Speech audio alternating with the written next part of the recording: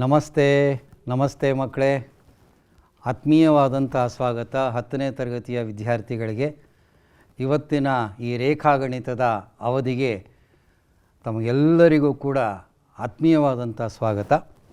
ನಾವು ಅಧ್ಯಾಯ 2 ತ್ರಿಭುಜಗಳು ಈ ಒಂದು ಅಧ್ಯಾಯವನ್ನು ನಾವು ವಿಚಾರ ಮಾಡ್ತಾ ಇದ್ದೀವಿ ಅಲ್ವಾ, ಜ್ಞಾಪಿಸ್ಕೊಳ್ಳಿ. ಓಕೆ, ಹಿಂದಿನ ತರಗತಿಯಲ್ಲಿ ನಾವು ಏನೆಲ್ಲ ಚರ್ಚೆ ಮಾಡಿದ್ವಿ ಅನ್ನೋದನ್ನು ಒಂದು ಕ್ವಿಕ್ಕಾಗಿ ಒಂದು ನೋಡ್ಕೊಂಬಂದ್ಬಿಡೋದಾದರೆ,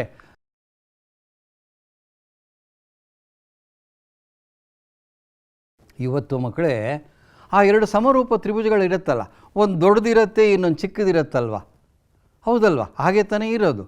ಇದು ಹೀಗಿದ್ದರೆ ಎಷ್ಟು ದೊಡ್ಡದಾಗಿದೆ ಚಿಕ್ಕದಕ್ಕಿಂತ ಅನ್ನೋ ವಿಚಾರವನ್ನು ನಾವಿವತ್ತು ವಿಚಾರ ಮಾಡೋಕ್ಕೆ ಹೋಗ್ತಾ ಇದ್ದೀವಿ.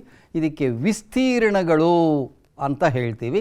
ಈ ವಿಸ್ತೀರ್ಣಗಳಿಗೆ ಸಂಬಂಧಪಟ್ಟಂತಹ ಒಂದು ವಿಶೇಷವಾದ ಪ್ರಮೇಯವನ್ನು ಈ ಅವಧಿಯಲ್ಲಿ ನಾವೆಲ್ಲರೂ ಅರ್ಥ ಮಾಡಿಕೊಳ್ಳೋಣ. ಅಂದರೆ ಆ 2 ತ್ರಿಭುಜಗಳಿಗಿರ್ತಕ್ಕಂಥ ವಿಸ್ತೀರ್ಣಗಳಿಗಿರ್ತಕ್ಕಂಥ ಆ ಸಂಬಂಧ ಏನಿದೆ, ಆ ಸಂಬಂಧವನ್ನು ನಾವಾದರೂ ಇವತ್ತು ಚರ್ಚೆ ಮಾಡೋಣ ಮಕ್ಕಳೇ. ಹೇಗೆ ಮಾಡೋಣ ಅಂದರೆ, ಒಂದು ಪುಟಾಣಿ ಚಟುವಟಿಕೆಯಿಂದ ಮಾಡೋಣ.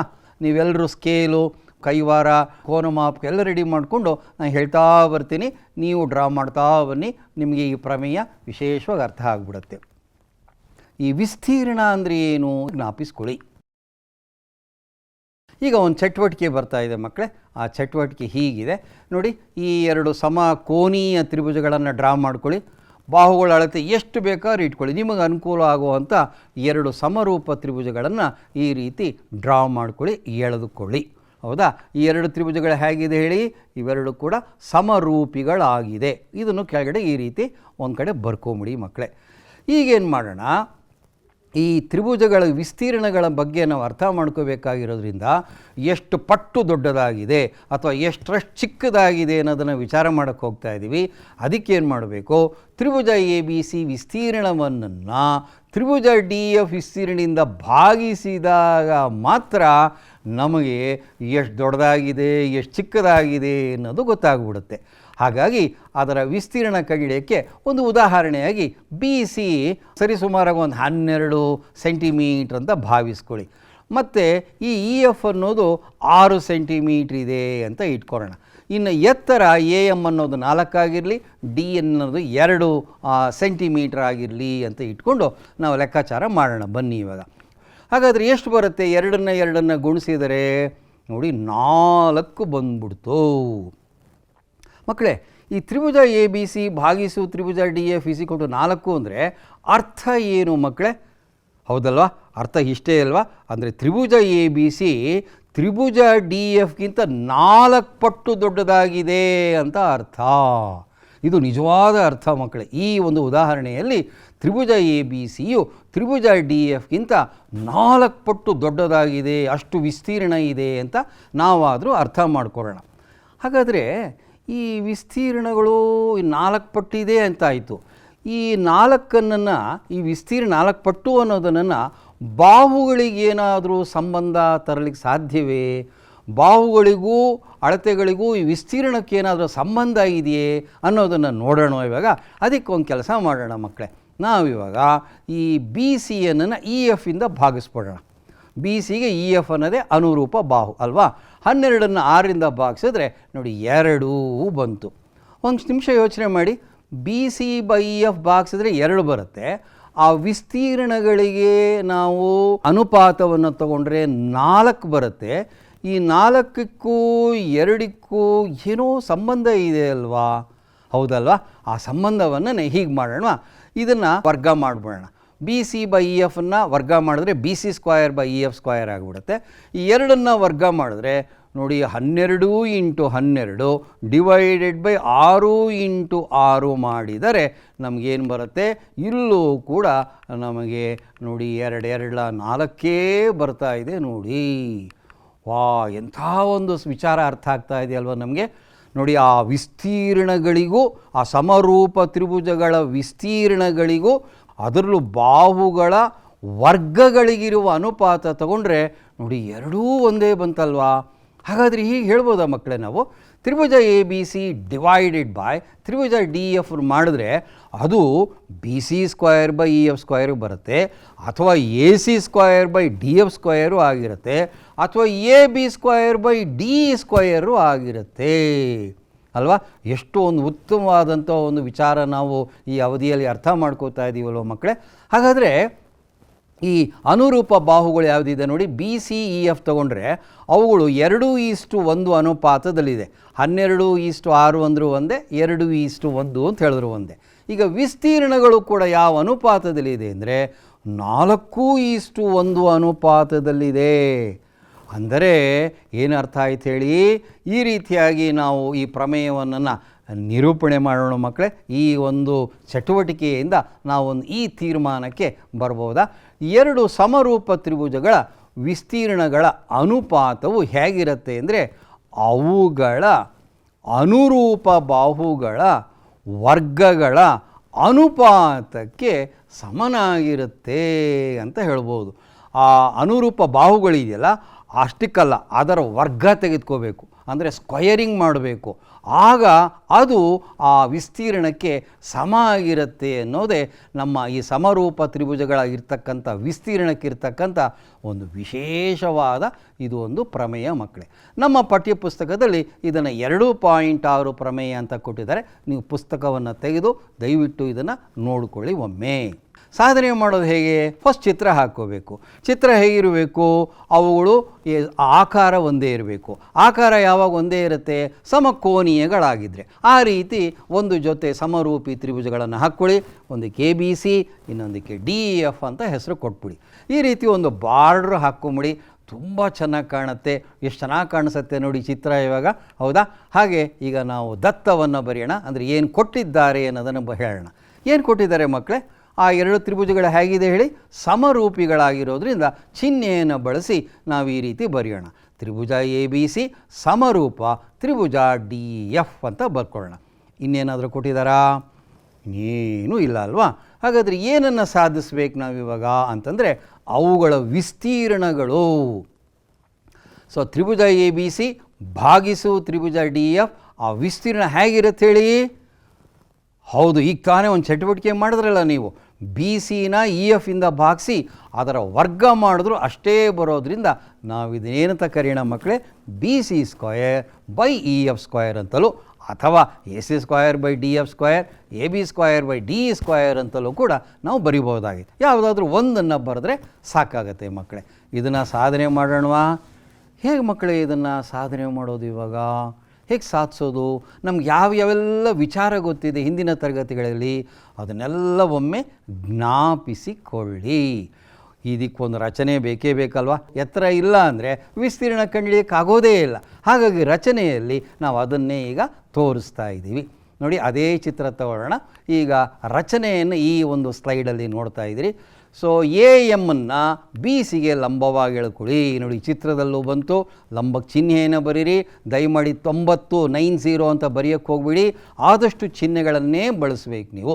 ಅದೇ ರೀತಿ ಇನ್ನೊಂದು ಲಂಬ ಬೇಕು ಮಕ್ಕಳೇ, ಡಿ ಎನ್. ಅದು ನೋಡಿ ಡಿ ಎನ್ ಎಲ್ಲಿದೆ ನೋಡಿ, ಇಲ್ಲಿ ಬಂತು ನೋಡಿ. ಇದಕ್ಕೆ ಎನ್ ಅಂತ ಹೆಸರು ಕೊಟ್ಬಿಡಿ. ಸೊ ಡಿ ಎನ್ನು ಕೂಡ ಇ ಎಫ್ಗೆ ಲಂಬವಾಗಿ ಎಳ್ಕೊಂಡ್ಬಿಟ್ವಿ. ಯಾಕೆ ಹೇಳಿದ್ವಿ ಗೊತ್ತಲ್ವಾ? ವಿಸ್ತೀರ್ಣ ಬೇಕು ಅಂದರೆ ಅರ್ಧ ಇಂಟು ಪಾದ ಇಂಟು ಎತ್ತರ. ಆ ಎತ್ತರಕ್ಕೋಸ್ಕರ ನಾವು ಈ ರಚನೆಯನ್ನು ಮಾಡಿಕೊಂಡ್ವಿ.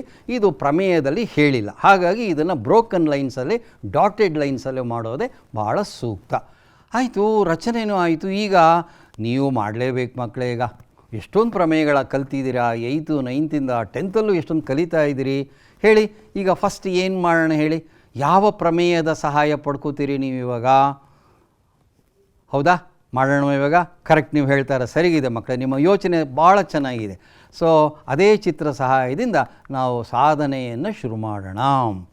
ಈಗ ನೋಡಿ, ಈ ಮೊದಲನೇ ತ್ರಿಭುಜದಲ್ಲೂ 2 ಲಂಬಕೋನ ತ್ರಿಭುಜ ಇದೆ, ಎರಡನೇದಲ್ಲೂ 2 ಲಂಬಕೋನ ತ್ರಿಭುಜಗಳಿದೆ. ಅವುಗಳನ್ನು ಸಮರೂಪ ಆಗಿದೆಯೇ ಅದನ್ನು ಪರೀಕ್ಷೆ ಮಾಡ್ಕೊಂಬಂದ್ಬಿಡೋಣ ಒಂದು ಸರಿ. ಹೀಗೆ ಮಾಡೋಣ. ಲಂಬಕೋನ ತ್ರಿಭುಜ A M B. A M B ನೋಡಿ ತೋರಿಸ್ತಾ ಇದ್ದೀವಿ, ಗಮನಿಸಿ. ಇದು ಒಂದು ಲಂಬಕೋನ ತ್ರಿಭುಜ. ಪಕ್ಕದಲ್ಲಿ ಬನ್ನಿ, ತ್ರಿಭುಜ ಲಂಬಕೋನ ತ್ರಿಭುಜ ಡಿ ಎನ್ ಇ. ಹೌದಾ? ನೋಡಿದ್ರಲ್ವಾ? ಇವೆರಡನ್ನು ಹೋಲಿಸೋಣ. ನಿಮ್ಗೆ ಆಗಲೇ ಗೊತ್ತಾಗಿದೆ ಸರ್ ಅವುಗಳು ಸಮಕೋನೀಯ ಸಮರೂಪ, ಕಾರಣ ನಾನು ಹೇಳಲ್ಲ ಅಂತ ಹೇಳ್ತಾ ಇದ್ದೀರಿ. ಅದನ್ನೇ ಬರೆದು ಬಿಡೋಣ. ಮೊದಲನೇ ಪಾಯಿಂಟ್ ಹೀಗೆ ಬರೆಯೋಣ. ಯಾವ ಕೋನ ಬರೀತೀರಿ? ಮೊದಲನೇದು ಕೋನ ಎ ಬಿ ಎಮ್ ಸಮ ಕೋನ ಡಿ ಇ ಎನ್. ಕಾರಣ ಕೊಡಿ ಮಕ್ಕಳೇ, ಹೇಳಿ ಕಾರಣ ಹೇಳಿ. ಏನು ಹೇಳ್ತೀರಿ? ಹೌದು, ದತ್ತ. ಎಲ್ಲಿ ಕೊಟ್ಟಿದ್ದಾರೆ ದತ್ತದಲ್ಲಿ? ಸಮರೂಪಿಗಳು ಅಂತ ಹೇಳಿದ್ದಾರೆ. ಸಮರೂಪಿ ಅಂದರೆ ಸಮಕೋನೀಯ ಅಂತ ಅರ್ಥ ಬರೋದ್ರಿಂದ ನಾವು ದತ್ತ ಅಂತ ಬರೆಯೋಣ. ಎರಡನೇ ಕೋನ ಯಾವ್ದು ತಗೋತೀರಿ ಮಕ್ಕಳೇ ನೀವೀಗ? ಕರೆಕ್ಟು, ಆ ಲಂಬ ಎಳ್ಕೊಂಡಿರೋದ್ರಿಂದ ಎರಡನೇ ಕೋನ ನೋಡಿ, ಈಗ ನಾವು ತೋರಿಸ್ತಾ ಇದ್ದೀವಿ ಕೋನ ಎ ಎಮ್ ಬಿ. ನೋಡಿದ್ರಾ ಎಷ್ಟಿದೆ? ಇದು 90 ಡಿಗ್ರಿ ಇದೆ. ಈ ಚಿತ್ರ ಬನ್ನಿ, ಕೋನ ಡಿ ಎನ್ ಇ. ನೋಡಿ ಇವೆರಡು ಎಷ್ಟೆಷ್ಟಿದೆ ಮಕ್ಕಳ ರಚನೆಯ ಪ್ರಕಾರ? 90 ಇರೋದ್ರಿಂದ ಅವೆರಡು ಸಮ ಆಯಿತು. ಈಸ್ ಈಕ್ವಲ್ ಟು 90 ಡಿಗ್ರಿ ಅಂತ ಬರೆದ್ಬಿಡಿ. ಕಾರಣ ಇದಕ್ಕೆ ರಚನೆ. ನಾವೇ ಆ ರೀತಿ ಕನ್ಸ್ಟ್ರಕ್ಷನನ್ನು ಮಾಡಿದ್ದೀವಿ. ಸಾಕಲ್ವ ಮಕ್ಕಳೇ ಸಮರೂಪ ಅಂತ ಹೇಳೋದಕ್ಕೆ? ಎರಡು ಕಾರಣಗಳೇ ಸಾಕು. ಮೂರನೇ ಕೋನ ಸಮ ಆಗಿರಲೇಬೇಕು. ತ್ರಿಭುಜದ 3 ಕೋನಗಳ ಮೊತ್ತ 180 ಡಿಗ್ರಿ ಅಲ್ವಾ? ಹಾಗಾಗಿ ತೀರ್ಮಾನ ಮಾಡ್ತಾ ಇದ್ದೀವಿ ಏನಂತ? ಆ ಎರಡು ಲಂಬಕೋನ ತ್ರಿಭುಜಗಳು ಸಮರೂಪಿಗಳಾಗೋಯಿತು. ಆಕಾರಗಳು ಒಂದೇ, ವಿಸ್ತೀರ್ಣಗಳು ಬೇರೆ ಬೇರೆ ಇದೆ ಅಷ್ಟೇನೆ. ಸೊ ಆ ಎರಡು ಲಂಬಕೋನ ತ್ರಿಭುಜಗಳು ಸಮಕೋನೀಯ ಆಯಿತು. ನೋಡಿ ಯಾರೋ ಹೇಳ್ತಾ ಇದ್ದಾರೆ, ಒಂದು ಪ್ರಶ್ನೆ ಕೇಳ್ತಾ ಇದ್ದಾರೆ, ಸರ್ ಇವೆರಡನ್ನೇ ತಗೋಬೇಕಾ? ಲಂಬಕೋನ ತ್ರಿಭುಜ ಎ ಎಮ್ ಸಿ ಮತ್ತು ತ್ರಿಭುಜ ಈ ಡಿ ಎನ್ ಎಫ್ ತಗೋಬಹುದೇ? ಖಂಡಿತ ತಗೊಳ್ಳಿ. ನೀವು ಪ್ರೂಫನ್ನು ಮನೆಯಲ್ಲಿ ಪ್ರಾಕ್ಟೀಸ್ ಮಾಡಬೇಕಾದ್ರೆ ಆ ಲಂಬಕೋನ ತ್ರಿಭುಜ ಡಿ ಎಮ್ ಸಿ ತೋರಿಸ್ತೀವಿ ನೋಡಿ. ಇವಾಗ ಪಾಯಿಂಟರಲ್ಲಿ ಎ ಎಮ್ ಸಿ ನೋಡಿ, ಅದನ್ನು ತ್ರಿಭುಜ ಲಂಬಕೋನ ತ್ರಿಭುಜ ಡಿ ಎನ್ ಎಫ್ ಬೇಕಿದ್ದರೂ ಕೂಡ ನಾವು ಖಂಡಿತ ತೆಗೆದುಕೋಬಹುದು. ಅದನ್ನು ತಾವು ಅಭ್ಯಾಸ ಮಾಡಿ. ನಾವಿಲ್ಲಿ ಈ ಎರಡು ಲಂಬಕೋನ ತ್ರಿಭುಜಗಳನ್ನು ಮಾತ್ರ ತೆಗೆದುಕೊಂಡಿದ್ದೀವಿ ಅಷ್ಟೇನೆ. ಹೌದಾ? ಹೇಗಾದರೆ ಇದರ ಪರಿಣಾಮ ಏನಾಯ್ತು ನೋಡಿ ಮಕ್ಕಳೇ. ಇವಾಗ ನೋಡಿ, ಈ ದೇರ್ ಫಾರ್ ಈ ಎ ಬಿ ಬೈ ಡಿ ತಗೊಳ್ಳಿ. ಎ ಬಿ ಬಾಹು ಭಾಗಿಸು D is equal to A M. ಆ ಎತ್ತರ ಇದೆ ನೋಡಿ, ಎತ್ತರ, ಅದನ್ನು ಡಿ ಎನ್ನಿಂದ ಭಾಗಿಸಿದಾಗಲೂ ಅಷ್ಟೇ ಬರುತ್ತಂತೆ. ಹೌದಾ? ಹೇಗೆ ಮಕ್ಕಳು? ಏನು ಕಾರಣ ಕೊಡ್ತೀರಿ ಇದಕ್ಕೆ? Very good. ಅಯ್ಯೋ ಸರ್, ಕೋನ ಪ್ರಮೇಯ. ಇದರ 3 ಕೋನಗಳು ಅದರ 3 ಕೋನಗಳಿಗೆ ಸಮವಾದರೆ ಅನುರೂಪ ಬಾಹುಗಳು ಸಮಾನುಪಾತತೆಯಲ್ಲಿ ಇರುತ್ತೆ ಅನ್ನೋದೇ ಕೋನ ಪ್ರಮೇಯ ಅಲ್ವೇ? ಅದರ ಪ್ರಕಾರ ಎ ಎಮ್ ಬೈ ಡಿ ಎನ್ಗೆ ಸಮ ಅಂತ ಅರ್ಥ ಆಯಿತು. ಮಕ್ಕಳೇ ಇಲ್ಲೊಂದು ಸಣ್ಣ ಬ್ರೇಕ್ ತಗೊಳ್ಳಿ, ಯೋಚನೆ ಮಾಡಿ. ಇದರ ಅರ್ಥ ಎಷ್ಟು ಅರ್ಥಗರ್ಭಿತವಾಗಿದೆ ಈ ಸ್ಟೆಪ್. ಇದು ಏನು ಗೊತ್ತಾ? ಏನು ಅರ್ಥ ಆಗ್ತಾ ಇದೆ ಹೇಳಿ ಈ ಸ್ಟೆಪ್ನಿಂದ? ಎರಡು ತ್ರಿಭುಜಗಳು ಸಮರೂಪಿಗಳಾಗಿದ್ದರೆ ಅವುಗಳ ಅನುರೂಪ ಲಂಬಗಳು ಕೂಡ ಅದೇ ಅನುಪಾತದಲ್ಲಿ ಇರುತ್ತೆ ಅನ್ನೋದನ್ನು ನೋಡ್ತಾ ಇದ್ದೀರಿ. ಉದಾಹರಣೆಗೆ ಎ ಬಿ ಅನ್ನೋದು ಡಿ ಎ 2ರಷ್ಟಿದೆ ಅಂತ ಇಟ್ಕೊಳ್ಳಿ. ಆಗ ಎ ಎಮ್ ಅನ್ನೋದು ಡಿ ಎನ್ನಿನ 2ರಷ್ಟೇ ಇರುತ್ತೆ. ಅದು ಈ ವಿಚಾರದಲ್ಲಿ ಹೇಳ್ತಾ ಇರೋದು. ಅದನ್ನು ತಾವು ಅರ್ಥ ಮಾಡ್ಕೊಳ್ಳಿ. ಆ ಎರಡು ಎತ್ತರಗಳು ಕೂಡ ಆ ಪರಸ್ಪರ ಬಾಹುಗಳು ಯಾವ ಅನುಪಾತದಲ್ಲಿರುತ್ತೆ ಅದೇ ಅನುಪಾತದಲ್ಲಿರುತ್ತೆ ಅಂತ ತೋರಿಸ್ತಾ ಇದ್ದೀವಿ. ಯಾಕೆ ಇದನ್ನು ಹೇಳ್ತಾ ಇದ್ದೀನಿ ಅಂದರೆ, ಸುಮಾರು ಸರಿ ಎಕ್ಸಾಮಿನೇಷನಲ್ಲಿ ಇದನ್ನೇ ಕೊಟ್ಬಿಡ್ತೀವಿ ಲೆಕ್ಕವಾಗಿ. ಎರಡು ತ್ರಿಭುಜಗಳು ಸಮರೂಪಿಗಳಾಗಿದ್ದರೆ ಅವುಗಳ ಆ ಅನುರೂಪ ಎತ್ತರಗಳು ಕೂಡ ಸಮಾನುಪಾತತೆಯಲ್ಲಿರುತ್ತೆ ಅಂತ ಸಾಧಿಸಿ ಅಂತ ಕೇಳೋದುಂಟು. ಹಾಗಾಗಿ ಇದು ಭಾಳ ಮುಖ್ಯವಾದಂಥ ಸ್ಟೆಪ್. ಇದನ್ನು ತಾವು ದಯವಿಟ್ಟು ಇದನ್ನು ನೆನಪಿಟ್ಕೊಳ್ಳಿ. ಓಕೆ, ಸಂತೋಷ, ಭಾಳ ಖುಷಿ ಆಗ್ತಾ ಇದೆ ಈ ಪಾಯಿಂಟನ್ನು ಕೇಳಿ. ನೆಕ್ಸ್ಟ್ ಸ್ಟೆಪ್ ಯಾರು ಹೇಳ್ತೀರಿ? ನೆಕ್ಸ್ಟ್ ಸ್ಟೆಪ್ ಹೇಳಿ ಮಕ್ಕಳೇ. ಹೌದಲ್ವಾ? ಆದರೆ ಏನಾದರೆ ಅದೇ ಎ ಬಿ ಬೈ ಡಿ ತಗೊಳ್ಳಿ. ಆ ಎ ಬಿ ಬೈ ಡಿ ಅನ್ನೋದು ಬಿ ಸಿ ಬೈ ಎಫ್ಗೂ ಸಮ ಆಗಿದೆ. ಕಾರಣ ಏನು ಮಕ್ಕಳೇ ಇದಕ್ಕೆ ಕಾರಣ ದತ್ತ. ಏನು ದತ್ತ ಅಂದರೆ ಸಮರೂಪ ಅಂತ ಕೊಟ್ಟಿರೋದ್ರಿಂದ ಆ ಕೋನ ಪ್ರಮೇಯದ ಪ್ರಕಾರವೇ ಆ ಎರಡು ಬಾಹುಗಳು, ಇದರ 3 ಬಾಹುಗಳು ಅದರ 3 ಬಾಹುಗಳಿಗೆ ಸಮಾನುಪಾತತೆಯಲ್ಲಿದೆ ಅಂತ ತಿಳಿಸಿದ್ದೀವಿ. ಆ 3 ಬಾಹುಗಳು ಬೇಡ, ನಮ್ಗೆ ಎಷ್ಟು ಬೇಕೋ ಅಷ್ಟನ್ನೇ ಇಲ್ಲಿ ಬರ್ಕೊಂಡಿದ್ದೀವಿ. ಈಗ ಆ ಎರಡು ಸಮಾನುಪಾತತೆಯನ್ನು ಗಮನಿಸಿ ಮಕ್ಕಳ. ಎಡಭಾಗಗಳನ್ನು ಮೇಲ್ಗಡೆ ಎ ಬಿ ಬೈ ಡಿ ಇದೆ, ಅಲ್ಲಿ ಕೆಳಗಡೆಗೂ ಕೂಡ ಎ ಬಿ ಬೈ ಡಿ ಇದೆ. ಅಂದರೆ ಎಡಭಾಗಗಳು ಸಮ ಆಗೋಯಿತು. ಯಾವಾಗ ಎಡಭಾಗಗಳು ಸಮ ಆಗೋಯ್ತೋ ಬಲಭಾಗಗಳು ಏನಾಗಬೇಕು ಹೇಳಿ, ಸಮ ಆಗಲೇಬೇಕಲ್ವ ಮಕ್ಕಳೇ. ಇದಕ್ಕೇನಂತ ಕರಿತೀವಿ ಹೇಳಿ, ಇದಕ್ಕೆ ನಾವು ಸ್ವಯಂ ಸಿದ್ಧ ಒಂದು ಅಂತ ಕರಿತೀವಿ. ನೋಡಿ ಅಂಡರ್ಲೈನು ಕೂಡ ಮಾಡ್ತಾ ಇದ್ದೀವಿ. ಎರಡರಲ್ಲೂ AB/D ಇದೆ ಎಡಭಾಗಗಳು, ಹಾಗಾಗಿ ಬಲಭಾಗಗಳು ಏನಾಗಬೇಕು, ಸಮ ಆಗಲೇಬೇಕು. ಕಾರಣ ಸ್ವಯಂ ಸಿದ್ಧ ಒಂದು. ಹೌದಾ? ಹಾಗಾಗಿ AM/DN ನೋಡಿ ಒಂದು ಸರಿ. AM/DN ಅಂದರೆ ಆ ಎರಡು ಎತ್ತರಗಳು. ಆ ಎರಡು ಎತ್ತರಗಳು ಯಾವ ಅನುಪಾತದಲ್ಲಿರುತ್ತದೆಯೋ ಅದೇ ಅನುಪಾತದಲ್ಲಿ ಪಾದಗಳು ಕೂಡ, ಅವುಗಳು ಕೂಡ ಅದೇ ಅನುಪಾತದಲ್ಲಿ ಇರುತ್ತೆ ಅನ್ನೋದು ಅರ್ಥ ಆಗೋಯಿತು. ಎಂಥ ಒಳ್ಳೆ ಸ್ಟೆಪ್ ಅಲ್ವ ಮಕ್ಕಳೇ ಇದು. ಆ ಎರಡು ತ್ರಿಭುಜಗಳು ಸಮರೂಪಿಗಳಾಗಿದ್ದರೆ ಅವುಗಳ ಅನುರೂಪ ಎತ್ತರಗಳು ಕೂಡ ಅದೇ ಬಾಹುಗಳು ಏನು ಅನುಪಾತದಲ್ಲಿರುತ್ತೆ ಅದೇ ಅನುಪಾತದಲ್ಲಿರುತ್ತೆ ಅನ್ನೋ ಒಂದು ಮುಖ್ಯವಾದ ಒಂದು ಘಟ್ಟಕ್ಕೆ ಬಂದ್ವಿ. ಇದಿಷ್ಟನ್ನ ಸೇರಿ ಘಟ್ಟ ಒಂದು, ಸ್ಟೇಜ್ 1 ಅಂತ ಇಟ್ಕೊಳ್ಳಿ. ಇನ್ನು ಎರಡನೇ ಸ್ಟೇಜು ಭಾಳ ಸುಲಭ ಮಕ್ಕಳೇ, ನೀವೇ ಮಾಡಿಬಿಡ್ತೀರಿ. ಮಾಡ್ತೀರಾ ಇವಾಗ? ಏನು ಮಾಡೋಣ ನೋಡಿ, ಇದಕ್ಕೂ ಒಂದು ಔಟ್ಲೈನ್ ಹಾಕೊಂಬಿಡಿ. AM/DN ಚಿತ್ರ ನೋಡಬೇಕು = BC/EF ಅಂತ ಸಾಧಿಸ್ಬಿಟ್ವಿ ನಾವು. ಓಕೆ, ನೆಕ್ಸ್ಟ್ ಸ್ಟೆಪ್ ನೋಡ್ತೀರಾ? ಓಕೆ, ಈಗ ವಿಸ್ತೀರ್ಣಗಳನ್ನು ಕಂಡುಹಿಡಿದ್ಬಿಡೋಣ ಮಕ್ಕಳೇ. ಸೊ ಅರ್ಧ ಇಂಟು ಪಾದ BC ಇಟ್ಕೊಂಡ್ರೆ AM ಎತ್ತರ ಆಗುತ್ತೆ. DFಗೆ EFನ ಪಾದ ಮಾಡಿಕೊಂಡ್ರೆ DN ಅನ್ನೋದೇ ಎತ್ತರ ಆಗುತ್ತೆ. ಈಗ ಸುಲಭ ರೂಪಕ್ಕೆ ತನ್ನಿ ಮಕ್ಕಳೇ. ಯಾವುದಾದ್ರು ಹೊಡಿತೀರಿ? Half cancel ಆಗುತ್ತಲ್ವ. ಅರ್ಧ ಎರಡೂ ಕಡೆ ಇರೋದು ಹೊರಟೇ ಹೋಯಿತು. ಇನ್ನು ಉಳ್ಕೊಂಡಿರೋದನ್ನು ನಾವು ಈ ರೀತಿ ಬರೆಯೋಣವಾ? ಸಪ್ರೇಟಾಗಿ ಬರೆಯೋಣ. ಒಂದು ನಿಮಗೆ ಗೊತ್ತಿದೆ ಯಾಕೆ ಅಂತ. BC/EF ಇಂಟು AM/DN ಅಂತ ಈ ರೀತಿ ಸಪ್ರೇಟಾಗಿ ಬರ್ಕೊಂಬಿಡೋಣ. ನೋಡಿ, ಈ ರೀತಿ ಬರ್ಕೊಳ್ಳೋದ್ರಿಂದ ನಮಗೊಂದು ಅನುಕೂಲ ಏನಾಗ್ತಾ ಇದೆಯಪ್ಪ ಅಂತಂದರೆ, ಆ AM/DN ಜ್ಞಾಪಿಸ್ಕೊಳ್ಳಿ. AM/DN ಏನಂತ ಆಗಿದೆ, ಹಿಂದೆ ಏನಂತ ಸಾಧಿಸಿದ್ದೀವಿ? That is equal to BC/EF ಅಂತ ಸಾಧಿಸಿದ್ದೀವಿ ನಾವು.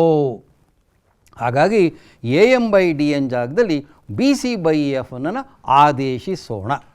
Last step correct. ಯಾರು ಹೇಳ್ತಾ ಇದ್ದೀರಿ ಹೇಳಿ.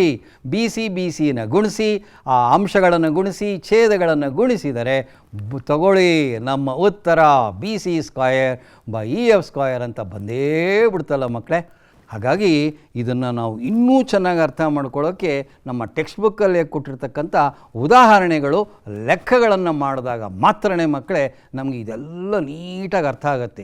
ಯಾರು ಹೆಚ್ಚು ಲೆಕ್ಕಗಳನ್ನು ಮಾಡ್ತಾರೆ ಅವರಿಗೆ ಈ ಪ್ರಮೇಯಗಳೆಲ್ಲ ಇನ್ನೂ ಚೆನ್ನಾಗಿ ಮನದಟ್ಟಾಗತ್ತೆ. ಈಗ ಉದಾಹರಣೆ 9 ನಾವು ತೆಗೆದುಕೊಳ್ಳೋಣ.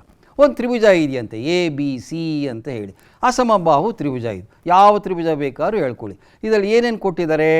ಮೊದಲನೇ ಅಂಶ ನೋಡಿ, D ಎನ್ನುವುದು BCಗೆ ಸಮಾನಾಂತರವಾಗಿದೆಯಂತೆ. ಚಿತ್ರ ನೋಡಿರಿ, DE ಬಂತು. ನೋಡಿ, ಬಾಣಗಳ ಗುರುತುಗಳನ್ನು ಹಾಕ್ಬಿಡ್ತಾ ಇದ್ದೀವಿ, ಅಂದರೆ ಅವುಗಳು ಸಮಾನಾಂತರ ಅಂತ ಓದ್ಕೊಳ್ಳಿ. ಆದರೆ ಈ D ಹೇಗಿದೆ ಗೊತ್ತಾ ಮಕ್ಕಳೇ, ಇಲ್ಲಿ ಯಾವ ರೀತಿ ಎಳೆದಿದ್ದೀವಿ ಅಂದರೆ ಅದನ್ನು ಎರಡನೇ ಅಂಶದಲ್ಲಿ ತೋರಿಸ್ತಾ ಇದ್ದಾರೆ. ಆ ತ್ರಿಭುಜ, ಇಡೀ ತ್ರಿಭುಜದ ವಿಸ್ತೀರ್ಣ ತ್ರಿಭುಜ AD ಇದೆಯಲ್ಲ, ಪುಟಾಣಿದು ಮೇಲ್ಗಡೆ, ಅದರ 2ರಷ್ಟಿರುವ ಹಾಗೆ DNನ್ನು BCಗೆ ಸಮಾನಾಂತರವಾಗಿ ಎಳೆದಿದ್ದಾರಂತೆ. In such a way we have to draw this. ಎಲ್ಲೋ ಮಧ್ಯದಲ್ಲೋ ಕೆಳಗಡೆನೋ ಎಲ್ಲೋ ಎಳೆದು ಬಿಡೋದಲ್ಲ. ಆ D ಹೇಗಿರಬೇಕಪ್ಪ ಅಂದರೆ, ಇಡೀ ತ್ರಿಭುಜದ ವಿಸ್ತೀರ್ಣ ಆ ಪುಟಾಣಿ ತ್ರಿಭುಜ ಮೇಲ್ಗಡೆ ಇದೆಯಲ್ಲ, ಆ ತ್ರಿಭುಜದ 2ರಷ್ಟು ಬರುವ ಹಾಗೆ ಆ DNನ್ನು ನಾವು ಎಳೆದಿದ್ದಾರಂತೆ. ಹಾಗಾದರೆ ಈಗ ಏನು ಕೆಲಸ ಮಾಡಬೇಕು ನಾವು ಅಂತಂದರೆ, ಆ EC ಇದೆ ನೋಡಿ, ಆ ECಗೂ ACಗೂ ಇರ್ತಕ್ಕಂಥ ಅನುಪಾತ ಎಷ್ಟು? EC ಅನ್ನೋದು ಚಿಕ್ಕದಾಗಿದೆ, AC ಅನ್ನೋದು ದೊಡ್ಡದಾಗಿದೆ. ಆ AC ಅನ್ನೋದು ECಗಿಂತ ಎಷ್ಟರಷ್ಟು ದೊಡ್ಡದಾಗಿರುತ್ತೆ ಅನ್ನೋದನ್ನು ತಿಳಿಸ್ತಕ್ಕಂಥದ್ದೇ ಉದಾಹರಣೆಯ 9. ಈಗ ಮಾಡೋದ್ರ ಕಡೆ ನೋಡೋಣ. ಇದನ್ನು ಹೆಂಗೆ ತೋರಿಸೋದು? EC/EC ಹೇಗೆ ಕಂಡುಹಿಡಿಯೋದು? ನಮಗೆ ವಿಸ್ತೀರ್ಣದ ಪ್ರಮೇಯ ಗೊತ್ತಿದೆಯಲ್ವಾ, ಅದನ್ನು ಅಪ್ಲೈ ಮಾಡೋಣ ಅಷ್ಟೇ, ಇನ್ನೇನೂ ಇಲ್ಲ. ಕಮಾನ್, ಸ್ಟಾರ್ಟ್ ಮಾಡಿ ನೀವು. ನಾನು ಸ್ಟಾರ್ಟ್ ಮಾಡ್ತೀನಿ, ಇಬ್ಬರು ಒಟ್ಟಿಗೆ ಮಾಡ್ಕೊಳ್ತಾ ಹೋಗೋಣ. ಬರೀರಿ, ಪ್ರಯತ್ನ ಮಾಡಿ ಮಕ್ಕಳೇ. ಗುಡ್. ಅದೇ ಚಿತ್ರ ಮತ್ತೊಮ್ಮೆ ಚಿಕ್ಕದಾಗಿಲಿ ನೋಡ್ತಾ ಇದ್ದೀರಿ. ಸೊ D ಏನಾಗಿದೆ? BCಗೆ ಸಮಾನಾಂತರವಾಗಿದೆ. ಏನು ಕೊಟ್ಟಿದ್ದಾರೆ? ತ್ರಿಭುಜ ABC ವಿಸ್ತೀರ್ಣ ತ್ರಿಭುಜ ಎಡಿಯ 2 ಪಟ್ಟು 2ರಷ್ಟು ಟ್ವೈಸ್ ಇದೆ ಅಂತ ತಿಳಿಸ್ಕೊಟ್ಟಿದ್ದಾರೆ. ಇದನ್ನು ಹೇಗೆ ಬರಿಬೋದು ಮಕ್ಕಳೇ? ಇದಕ್ಕೆ ಕಾರಣ ದತ್ತ ಅಂತ ಕೊಟ್ಕೊಂಬಿಡಿ ನೀವು. ಇವಾಗ ಇದನ್ನು ಹಿಂಗೂ ಬರಿಬೋದಲ್ವ? ತ್ರಿಭುಜ ಎ ಬಿ ಸಿ ಈ ಡಿವೈಡೆಡ್ ಬೈ ಭಾಗಿಸು ತ್ರಿಭುಜ A D E is equal to 2/1 ಅಂತ ಬರಿಬೋದಲ್ವ? ಹೊರೆ ಗುಣಾಕಾರ ಮಾಡಿದ್ರೆ ಮೇಲಿನ ಸ್ಟೆಪ್ಪೇ ಬಂದ್ಬಿಡುತ್ತೆ. ಆದ್ದರಿಂದ ಹೀಗೂ ಬರ್ಕೊಳ್ಳೋಣ. ಹೀಗೆ ಬರೆದ್ರೆ ಅಡ್ವಾಂಟೇಜ್ ಏನು ನೋಡಿ ಮಕ್ಕಳೇ. ಇವಾಗ ನೆಕ್ಸ್ಟ್ ಸ್ಟೆಪ್ ನೋಡಿ, ತುಂಬ ಚೆನ್ನಾಗಿದೆ. ಈಗ ನೋಡಿ, ಕೆಲವು ಕೋನಗಳಿಗೆ ಕೆಲವು ಗುರ್ತು ಹಾಕ್ತಾ ಇದ್ದೀವಿ, ಸ್ಟಾರ್ ಮಾರ್ಕ್ ಹಾಕ್ತಾ ಇದ್ದೀವಿ. ಡಿ ಯಾವಾಗ ಬಿ ಸಿಗೆ ಸಮಾನಾಂತರ ಆಯಿತೋ ನೋಡಿ, ಅನುರೂಪ ಕೋನಗಳನ್ನು ಜ್ಞಾಪಿಸಿಕೊಳ್ಳಿ. ನೋಡಿ, ಯಾವ್ಯಾವ ಕೋನಗಳ ಸಮ ಆಗಿದೆ ಅನ್ನೋದನ್ನು ಆ ಒಂದು ಸಮರೂಪ ಆಗಿರ್ತಕ್ಕಂಥ ಒಂದು ಚಿತ್ರಗಳ ಮೂಲಕ ನಾವು ತೋರಿಸ್ತಾ ಇದ್ದೀವಿ, ಕಲರ್ ಆಗಿ ತೋರಿಸ್ತಾ ಇದ್ದೀವಿ. ಅದನ್ನೆಲ್ಲ ನೋಡಿ. ಹಾಗಾದರೆ ಈಗ ಪ್ರಮೇಯ 2.6 ಜ್ಞಾಪಿಸಿಕೊಳ್ಳಿ. ಅದರ ಪ್ರಕಾರ ಏನು ಹೇಳ್ಬೋದು? A C square divided by A E square ಮಾಡಿರಿ. ಅದು ಯಾವುದಕ್ಕೆ ಸಮ ಆಗಿರತ್ತೆ ಹೇಳಿ? ಅದು ದಾಟ್ ಈಸ್ ಈಕ್ವಲ್ ಟು 2/1 ಆಗೋಯ್ತು. ಹೌದಾ? ಹೀಗೆ ಹೇಳ್ಬೋದಾ? A C square by A E square ಎಲ್ಲಿಂದ ಬಂತು ಹೇಳಿ? ಮೇಲ್ಗಡೆ ಸ್ಟೆಪ್ ನೋಡಿ, ತ್ರಿಭುಜ A B C divided by ತ್ರಿಭುಜ ಇ ಡಿ ಅವೆರಡು ಸಮರೂಪಿಗಳಾಯಿತು. ಯಾಕೆ ಸಮರೂಪಿ ಆಯಿತು? ಆ ಕೋನಗಳು ನೋಡಿ ಗುರ್ತು ಹಾಕಿದ್ದೀವಲ್ಲ, ಆ ಸಮಾನಾಂತರ ಆಗಿರೋದ್ರಿಂದ, ಆ ಅನುರೂಪ ಕೋನಗಳ ಸಮ ಆಗಿರೋದ್ರಿಂದ ಆ 2 ತ್ರಿಭುಜಗಳು ಸಮರೂಪಿಗಳಾದವು. ಹಾಗಾಗಿ ಪ್ರಮೇಯ 2.6 ಪ್ರಕಾರ ಅವುಗಳ ವಿಸ್ತೀರ್ಣಗಳು ಯಾವುದಕ್ಕೆ ಸಮ ಆಗಿರುತ್ತೆ? ಅನುರೂಪ ಬಾಹುಗಳ ವರ್ಗಕ್ಕೆ ಸಮ ಆಗಿರೋದ್ರಿಂದ ಆ ಎಡಭಾಗದಲ್ಲಿ ನಾವು ತ್ರಿಭುಜ ಎ ಬಿ ಸಿ ಭಾಗಿಸು ತ್ರಿಭುಜ ಎ ಡಿ ಈ ಜಾಗದಲ್ಲಿ A C square by A E square ಅನ್ನೋದನ್ನು ಪ್ರಮೇಯ 2.6 ಸಹಾಯದಿಂದ ಬರೆದ್ವಿ. ಈಸ್ ಈಕ್ವಲ್ ಟು ಬಲಭಾಗವನ್ನು ಹಾಗೇ ಇಟ್ಕೊಂಡ್ಬಿಟ್ವಿ. ಮಕ್ಕಳೇ, I tell you, next step ಎಷ್ಟು ಚೆನ್ನಾಗಿದೆ ಗೊತ್ತಾ? ಯಾರು ಹೇಳ್ತೀರಿ ನೆಕ್ಸ್ಟ್ ಸ್ಟೆಪ್ಪನ್ನು? ಏನು ಮಾಡೋಣ ಇವಾಗ? ಓಕೆ, ವರ್ಗಮೂಲವನ್ನು ತೆಗೆದುಕೊಂಬಿಡಿ. ಎರಡೂ ಕಡೆಗಳಲ್ಲಿ, ಎಡಗಡೆ ಬಲಗಡೆಗೆ ವರ್ಗಮೂಲ ತೊಗೊಂಡ್ರೆ ಎ ಸಿ ಸ್ಕ್ವಯರ್ಗೆ ಸ್ಕ್ವಯರ್ ರೂಟ್ ತೊಗೊಂಡ್ರೆ ಎ ಸಿ ಆಗುತ್ತೆ. ಅದೇ ಥರ ಎ ಇ ಸ್ಕ್ವಯರ್ಗೆ ವರ್ಗಮೂಲ ತೊಗೊಂಡ್ರೆ ಎ ಇ ಬರುತ್ತೆ. 2ಗೆ ವರ್ಗಮೂಲ ತೊಗೊಂಡ್ರೆ root 1 is a perfect square. ಆದ್ದರಿಂದ ಸ್ಕ್ವಯರ್ ರೂಟ್ ಆಫ್ 1 ಈಸ್ 1 ಆಯಿತು. ಸೊ ನೋಡಿ, ಎಲ್ಲಿಗೆ ಬರ್ತಾ ಇದ್ದೀವಿ ನಾವು? ಎ ಸಿಗೂ ಎ ಇಗೂ ಸಂಬಂಧ ಗೊತ್ತಾಗೋಯ್ತು. √2 ಡಿವೈಡೆಡ್ ಬೈ 1 ವರ್ಗಮೂಲ 2/1 ಅಂತ ಅರ್ಥ ಆಗೋಯಿತು. ಹೌದಾ? ಹಾಗಾಗಿ ಈಗ ಇದಕ್ಕೆ ನಾವು ವ್ಯುತ್ಕ್ರಮವನ್ನು ತೆಗೆದುಕೊಂಬೋಣ. ನಿಮಗೆ ಗೊತ್ತಾಗತ್ತೆ ಈ ಸ್ಟೆಪ್ ಮಹತ್ವ ಮುಂದೆ ಗೊತ್ತಾಗತ್ತೆ. ಈ ಸ್ಟೆಪ್ನಲ್ಲೇ ಗೊತ್ತಾಗ್ಬಿಡುತ್ತೆ ನಿಮಗೆ. ಇದಕ್ಕೆ ವ್ಯುತ್ಕ್ರಮ ತೊಗೊಂಬಿಡಿ. A E by A C ತೊಗೊಂಡ್ರೆ 1/√2 ಆಗುತ್ತೆ. ಹೌದಾ? ನೋಡಿ, ಎ ಇ ಎಲ್ಲಿದೆ ನೋಡಿ, ಎ ಸಿ ಎಲ್ಲಿದೆ ನೋಡಿ, A E by A C 1/√2 ಆಗೋಯಿತು. ಹೌದಾ? ಈಗೇನು ಮಾಡಿ, ಈ ಎರಡೂ ಕಡೆಗಳಲ್ಲಿ ನೀವು 1ರಲ್ಲಿ ಇವುಗಳನ್ನು ಕಳೀತಾ ಬಂದ್ಬಿಡಿ. ಸೊ ಲಾಸ ತಗೊಂಡ್ರೆ ಬಂದ್ಬಿಡುತ್ತೆ. ಹೌದಾ? ಈಗ A C minus A E ಚಿತ್ರ ನೋಡಬೇಕಲ್ಲ ಮಕ್ಕಳೇ.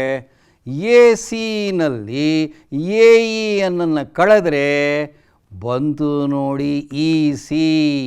So E C by A ಸಿನೇ ನಾವು ಅವ್ರು ಕೇಳ್ತಾ ಇದ್ದಿದ್ದು ನಮಗೆ. So E C by A C is equal to √2 - 1 by √2 ಅಂತ ಅರ್ಥ ಆಯಿತು. ದಯಮಾಡಿ ನೆನ್ಪಿಟ್ಕೊಳ್ಳಿ, ಇದನ್ನು ಚೆನ್ನಾಗಿ ಅಭ್ಯಾಸ ಮಾಡಿ ಅಂತ ಹೇಳ್ತಾ ನಾನು ಮುಂದಿನ ವಿಷಯಕ್ಕೆ ಹೋಗ್ತಾ ಇದ್ದೀನಿ. ಹಾಗಾದರೆ ಇಲ್ಲಿವರೆಗೂ ನಾವೇನು ಮಾಡಿದ್ವಿ ಗೊತ್ತಾ? ಬರೀ ಸಮರೂಪ ತ್ರಿಭುಜಗಳ ಬಗ್ಗೆನೇ ಯೋಚನೆ ಮಾಡ್ತಾ ಇದ್ವಿ. ಇಷ್ಟೆಲ್ಲ ಜ್ಞಾನದಿಂದ ನಾವಿವತ್ತು ಇನ್ನೊಂದು ಇಡೀ ನಮ್ಮ ಮನುಕುಲವನ್ನೇ ಒಂಥರ ಎಚ್ಚರಗೊಳಿಸಿದಂಥ ಒಂದು ವಿಶೇಷವಾದ ಪ್ರಮೇಯಕ್ಕೆ ಹೋಗ್ತಾ ಇದ್ದೀನಿ. ನಿಮಗೆ ಗೊತ್ತಾಗ್ತಾ ಇದೆ ಅಲ್ವ ಮಕ್ಕಳೇ ಯಾವುದು ಅಂತ? ಸರ್, ಲಂಬಕೋನ ತ್ರಿಭುಜ ಎಳೀತಾ ಇದ್ದೀರಿ, ಅದ್ರ ಬಗ್ಗೆ ಏನೋ ಹೇಳ್ತೀರಿ ನೀವು. ಹೌದು ಮಕ್ಕಳೇ, ನೀವೆಲ್ಲ ಟೆಕ್ಸ್ಟ್ ಬುಕ್ ಎಲ್ಲ ನೋಡ್ಬಿಟ್ಟಿರ್ತೀರಿ, ಗೊತ್ತಾಗಿರುತ್ತೆ ನಿಮಗೆ. ಹೌದು, ಇದಕ್ಕೇನು ಮಾಡೋಣ ಇವಾಗ? ಏನು ಅರ್ಥ ಮಾಡ್ಕೊಳ್ಳೋದು ಅಂತಂದರೆ ಇದಕ್ಕೊಂದು ಹೆಸರು ಕೊಟ್ಬಿಡೋಣ. ಫಸ್ಟ್ ಎ ಬಿ ಸಿ ಅಂತ ಕೊಟ್ಬಿಡೋಣ. ಇಲ್ಲಿ ಕೋನ ಎ ಬಿ ಸಿ 90 ಡಿಗ್ರಿ ಇದೆ, ಸಂತೋಷ. ಈಗೇನು ಮಾಡಿ, ಈ ವಿಕರ್ಣ ಇದೆ ನೋಡಿ ಎ ಸಿ, ಅದ್ರ ಮೇಲೆ ಈ ರೀತಿ ಒಂದು ವರ್ಗವನ್ನು ಕಲ್ಪಿಸಿಕೊಳ್ಳಿ. ವರ್ಗ ಅಂದ್ರೇನು? ಎಲ್ಲ 4 ಮೂಲೆಗಳಲ್ಲೂ 99 ಡಿಗ್ರಿ ಇರಬೇಕು. ಮತ್ತು ಆ 3 ಬಾಹುಗಳ ಅಳತೆ ಎಷ್ಟಿರಬೇಕು? ಎ ಸಿ ಎಷ್ಟಿರುತ್ತೋ ಅಷ್ಟೇ ಇರಬೇಕು. ಹಾಗಾಗಿ 3 ಗೀಟ್ಗಳನ್ನು ನಾವು ಹಾಕಿದ್ದೀವಿ. ಓಕೆ, ಸಿಮಿಲರ್ ಫಿಗರ್ಸ್ನಿಂದ ನಾವು ಸಮವಾಗಿರೋ ಭಾಗಗಳನ್ನು ಈ ರೀತಿ ವ್ಯಕ್ತಪಡಿಸ್ತೀವಿ. ಇದು ಒಂದು ವರ್ಗ ಆಯಿತು ಮಕ್ಕಳೇ. ಯಾವುದ್ರ ಮೇಲೆ? ಎ ಸಿ ಬಾಹು ಮೇಲೆ. ಈಗ ಅದೇ ರೀತಿ ಬಿ ಸಿ ಮತ್ತು ಎ ಬಿ ಮೇಲೂ ಕೂಡ ವರ್ಗಗಳನ್ನು ಕಲ್ಪಿಸಿಕೊಳ್ಳಿ. ನೀವು ಕೂಡ ಡ್ರಾ ಮಾಡಿ. ಓಕೆ, ಇಲ್ಲಿ ನೋಡಿ ಎಲ್ಲ ಬಾಹು ಕೋನಗಳು 90 ಡಿಗ್ರಿ ಇದೆ. ಬಿ ಸಿ ಎಷ್ಟಿದೆಯೋ ಅಷ್ಟೇ ಉಳಿದಂಥ 3 ಬಾಹುಗಳು ಇದೆ. ಇದನ್ನು ಒಂದು ವರ್ಗ ಅಂತ ಇಟ್ಕೊಳ್ಳಿ. ಕಡೆಯದಾಗಿ ಎ ಬಿ ಮೇಲೂ ಒಂದು ವರ್ಗ ರಚನೆ ಮಾಡ್ಕೊಂಬಿಡಿ ಮಕ್ಕಳೇ ಈ ರೀತಿ. ಹೌದಲ್ವಾ? ವರ್ಗ ಅಂದರೆ ಗೊತ್ತು, ಎಲ್ಲ ಕೋನಗಳು ಸಮ, ಆ 4 ಬಾಹುಗಳು ಸಮ. ಆ 3 ಬಾಹುಗಳು ಎಷ್ಟಿರಬೇಕು? ಎ ಬಿ ಅಳತೆ ಎಷ್ಟಿದೆಯೋ ಅಷ್ಟೇ ಇರುವ ಹಾಗೆ ಮಾಡ್ಕೊಂಬಿಡಿ. ಹೌದಾ? ಈಗ ಇವುಗಳ ವಿಸ್ತೀರ್ಣಗಳನ್ನು ಕಂಡುಹಿಡಿದ್ಬಿಡೋಣ. ಈ 3 ವರ್ಗಗಳ ವಿಸ್ತೀರ್ಣ ಕಂಡುಹಿಡಿಯೋಣ. ಅದಕ್ಕೇನು ಮಾಡೋಣ ಅಂದರೆ, ಸದ್ಯಕ್ಕೆ ಆ ಬಿ ಸಿ ಅಳತೆಯನ್ನು 3 ಸೆಂಟಿಮೀಟ್ರ್ ಅಂತಲೂ, ಎ ಬಿ ಎನ್ನನ್ನು 4 ಸೆಂಟಿಮೀಟ್ರ್ ಅಂತಲೂ, ಎ ಸಿ ಎನ್ನನ್ನು 5 ಸೆಂಟಿಮೀಟ್ರ್ ಅಂತಲೂ ತೆಗೆದುಕೊಂಬಿಡೋಣ. ಹೌದಾ?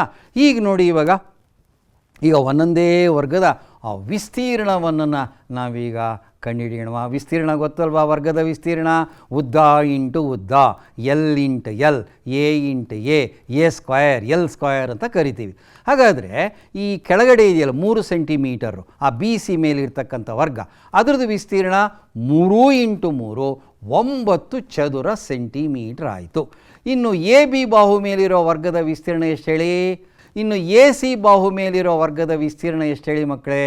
ಏನಾದರೂ ಗಮನಿಸ್ತಾ ಇದ್ದೀರಾ ನೀವುಗಳು? ನೋಡಿ ಒಮ್ಮೆ ಏನು ಗಮನಿಸ್ತಾ ಇದ್ದೀರಿ ನೀವು? ಆ 3 ವರ್ಗಗಳ ವಿಸ್ತೀರ್ಣಕ್ಕಿರ್ತಕ್ಕಂತಹ ಒಂದು ಸಂಬಂಧವನ್ನು ಹುಡುಕ್ತಾ ಇದ್ದೀರಾ ಅಲ್ವಾ ನೀವುಗಳು? ಹೌದು. ಆ 9ನ್ನು 16ನ್ನು ಕೂಡಿ ಮಕ್ಕಳೇ, ಕೂಡಿದ್ರೆ 25 ಬಂತು. ಅಂದರೆ ಆ ಬಿ ಸಿ ಮೇಲಿರೋ ವರ್ಗದ ವಿಸ್ತೀರ್ಣ, ಎ ಬಿ ಮೇಲಿರೋ ವರ್ಗದ ವಿಸ್ತೀರ್ಣ, ಆ 2 ವಿಸ್ತೀರ್ಣಗಳನ್ನ ಕೂಡಿದ್ರೆ ವಿಕರ್ಣದ ಮೇಲಿನ ವಿಸ್ತೀರ್ಣಕ್ಕೆ ಸಮ ಆಗೋಯ್ತಲ್ಲಪ್ಪ. ಇದು ಎಲ್ಲಿ ಸಾಧ್ಯ ಹೇಳಿ? ಇದು ಲಂಬಕೋನ ತ್ರಿಭುಜದಲ್ಲಿ ಮಾತ್ರ ಮಕ್ಕಳೇ. ನಿಮಗೆ ಗೊತ್ತಾಗತ್ತೆ ಮುಂದೆ. ಈ ಲಂಬಕೋನ ತ್ರಿಭುಜ ಆಗಿದ್ದರೆ ಮಾತ್ರ ಈ ರೀತಿ ಇರುತ್ತೆ. ಲಂಬಕೋನ ತ್ರಿಭುಜ ಆಗಿಲ್ಲದೆ ಇದ್ದರೆ ಏನು ಅನ್ನೋದನ್ನು ನಾನು ನಿಮಗೆ ಉದಾಹರಣೆಗಳಲ್ಲಿ ಬಂದಾಗ ಇದನ್ನೆಲ್ಲ ನಿಮಗೆ ತೋರಿಸ್ತೀನಿ ಮಕ್ಕಳೇ. ಈಗ ನೋಡಿ ಇವಾಗ. ಹಾಗಾಗಿ ನಾವು ಹೀಗೆ ಬರಿಬೋದಾ? ಇದನ್ನೇ ನಾವು ಪೈಥಾಗರಸ್ಸನ್ನು ಪ್ರಮೇಯ ಅಂತೆಲ್ಲ ಕರಿತೀವಿ ಮಕ್ಕಳೇ. ಈ ಪೈಥಾಗರಸ್ ಪ್ರಮೇಯ ನೋಡಲಿಕ್ಕೆ, ಅರ್ಥ ಮಾಡ್ಕೊಳ್ಳಿಕ್ಕೆ ಇಲ್ಲೊಂದು ಮಾಡೆಲ್ ಇದೆ, ಒಂದು ಮಾದರಿ ಇದೆ. ನೋಡ್ತೀರಾ? ನೋಡಿ, ಇದು ಒಂದು ಲಂಬಕೋನ ತ್ರಿಭುಜ ಎ ಆರ್ ಟಿ ಅಂತ ಕರೆದಿದ್ದೀವಿ. ನೋಡಿ, ಇದೇ ಲಂಬಕೋನ, ನೋಡಿ ಇದೇ ವಿಕರ್ಣ, ಇದು ವಿಕರ್ಣದ ಮೇಲಿನ ವರ್ಗ, ಇದು ಉಳಿದೆರಡು ಬಾಹುಗಳು, ಇವುಗಳ ಮೇಲಿನ ವರ್ಗ. ನೋಡಿ, ಇಲ್ಲಿ 9 ಚೌಕಗಳಿದೆ, ಇಲ್ಲಿ 16 ಚೌಕಗಳಿದೆ, ಇಲ್ಲಿ 25 ಚೌಕಗಳಿದೆ. ಹಾಗಾಗಿ 9ಕ್ಕೆ 16 ಸೇರಿಸಿದ್ರೆ ನೋಡಿ 25 ಬಂದ್ಬಿಡುತ್ತೆ. ನೋಡಿ, ಈ ಪುಣ್ಯಾತ್ಮನೇ ಪೈಥಾಗರಸ್ ಅಂತ ಹೇಳಿ 570ರಿಂದ 496 ಕ್ರಿಸ್ತ ಪೂರ್ವದಲ್ಲಿ ಇದ್ದಂಥವರು. ಇದನ್ನು ಇಂಗ್ಲೀಷ್ನಲ್ಲಿ ಈ ರೀತಿಯಾಗಿ ಹೇಳ್ಬೋದು. ಸೊ ಮುಂದಿನ ತರಗತಿಯಲ್ಲಿ ನಾವು ಅವಧಿಯಲ್ಲಿ ಇದನ್ನು ಹೇಗೆ ಸಾಧನೆ ಮಾಡೋದು ಅನ್ನೋದನ್ನು ಸವಿಸ್ತಾರವಾಗಿ ಮುಂದೆ ಚರ್ಚೆ ಮಾಡೋಣ ಮಕ್ಕಳೇ. ಯಾರು ಹೇಳ್ತೀರಿ? ಪೈಥಾಗರಸ್ ಪ್ರಮೇಯವನ್ನು ನಿರೂಪಣೆ ಹೇಳಿಬಿಡಿ. ಯಾವ ರೀತಿ ಒಂದು ಸಾಮಾನ್ಯವಾಗಿ ಯಾವ ರೀತಿ ಇದನ್ನು ನಾವು ಇನ್ನೊಬ್ಬರಿಗೆ ತಿಳಿಸ್ಬೋದು, ಯಾವ ರೀತಿ ಹೇಳ್ತೀರಿ ಮಕ್ಕಳೇ? ಹೌದು, ಫಸ್ಟ್ ಏನು ಮಾಡಬೇಕು? ಒಂದು ಲಂಬಕೋನ ತ್ರಿಭುಜ ತಗೋಬೇಕು. ಒಂದು ಲಂಬಕೋನ ತ್ರಿಭುಜ ತಗೊಳ್ಳಿ. ಆ ತ್ರಿಭುಜದಲ್ಲಿ ವಿಕರ್ಣ ಇದೆಯಲ್ಲ, ಅದರ ಮೇಲಿನ ವರ್ಗದ ವಿಸ್ತೀರ್ಣ ಇದೆಯಲ್ಲ, ಅದು ಯಾವುದಕ್ಕೆ ಸಮ ಆಗಿರತ್ತೆ ಹೇಳಿ? ಉಳಿದೆರಡು ಬಾಹುಗಳ ಮೇಲಿನ ವರ್ಗಗಳ ಮೊತ್ತಕ್ಕೆ ಸಮ ಆಗಿರುತ್ತೆ ಅನ್ನೋದೇನೇ ಪೈಥಾಗರಸ್ಸನ್ನ ಪ್ರಮೇಯ ಮಕ್ಕಳೇ. ಬಹುದಾಯನ ಪ್ರಮೇಯವನ್ನು ನಮ್ಮ ಟೆಕ್ಸ್ಟ್ ಬುಕ್ನಲ್ಲಿ ಈ ರೀತಿ ಕೊಟ್ಟಿದ್ದಾರೆ ಮಕ್ಕಳೇ. ಒಂದು ಆಯುತದ ಕರ್ಣವು ಏನು ಮಾಡುತ್ತೆ ಅಂದರೆ, ಅದರದೇ ಆದಂಥ ಉದ್ದ ಮತ್ತು ಅಗಲಗಳಿದೆಯೇ ಅವುಗಳು ಒಟ್ಟು ಸೇರಿ ಉಂಟು ಮಾಡುವಷ್ಟೇ ವಿಸ್ತೀರ್ಣವನ್ನು ಉಂಟು ಮಾಡುತ್ತದೆ. ಇದನ್ನು ಹೀಗೆ ಬರೆಯೋಣ: L square plus B square, ಅವೆರಡನ್ನು ಕೂಡಿದರೆ ಅದು ಡಿ ಸ್ಕ್ವಯರ್ಗೆ ಸಮ ಆಗಿರುತ್ತೆ ಅನ್ನೋದೇ ಬೋಧಾಯನ ಪ್ರಮೇಯ. ಎರಡು ಬೇರೆ ಬೇರೆ ಅಲ್ಲ ಮಕ್ಕಳೇ, ಪದಗಳು ಬೇರೆ ಬೇರೆ. ಇಲ್ಲಿ ಆಯುತದಲ್ಲಿ ಹೇಳಿದ್ದಾರೆ, ಅವರಲ್ಲಿ ಲಂಬಕೋನ ತ್ರಿಭುಜದಲ್ಲಿ ಮಾತ್ರ ಹೇಳ್ತಾರೆ ಅವರು.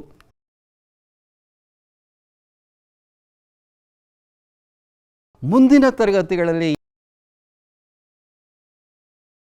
ನಾನಿವಾಗ ನಿಮಗೆ ಒಂದು ಸಣ್ಣದು ಮನೆ ಕೆಲಸವನ್ನು ಕೊಡ್ತಾ ಇದ್ದೀನಿ. ಹೋಮ್ವರ್ಕ್ ಎಲ್ಲ ಮಾಡಿ. ಹಾಗಾಗಿ ನಿಮಗೆಲ್ಲರೂ ಅಭಿನಂದನೆಗಳು. ಮತ್ತು ಅಭಿವಂದನೆಗಳನ್ನು ನಾವು ಈ ಕಡೆಯಿಂದ ಸಲ್ಲಿಸ್ತಾ ಇದ್ದೀವಿ ಮಕ್ಕಳೇ. ನಾನು ಹೋಗಿ ಬರ್ತೀನಿ. ನಮಸ್ತೆ.